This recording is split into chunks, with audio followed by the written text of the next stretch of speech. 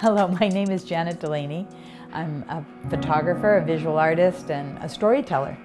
I originally came to the South of Market in 1978. There were a lot of neighbors that had been there for a long time, and I made a big effort to get to know the people around me, especially after I was held up at knife point, and I thought, I want to know who lives here. And that was a big influence for me to introduce myself not only to my neighbors, but also to the shopkeepers. And then I started photographing that area, and that work finished in about 1986. I was really cognizant of gentrification and that it was on the horizon, but it hadn't really visually appeared yet. So I put the camera down and I put the project away.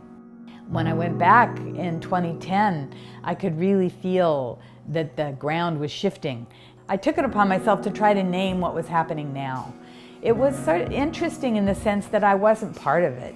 I didn't live there, I wasn't young, I wasn't in the tech business, but I had this deep memory of the place.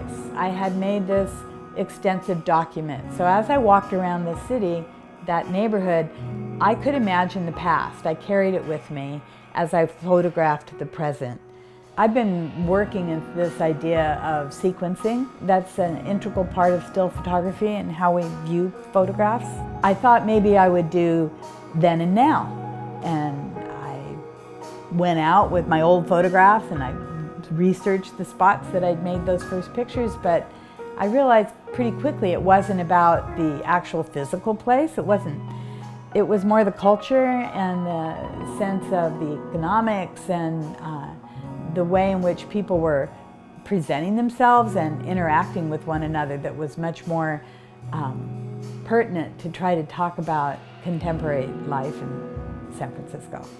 So I got rid of the literal then and now and moved on to a more emotional approach to how I might combine photographs. One of the things I really sensed when we all started to pick up our phones and to Zoom was this feeling of disappearing from the present moment. People were living in a different dimension. And as somebody who's really attached to the city life and the unexpected interactions that you can have, you know, that smile to a stranger or that question of how do we get here that we used to ask, I just think something's lost when you don't do it. And so even though I could look it up, I do sometimes just pose the question to strangers.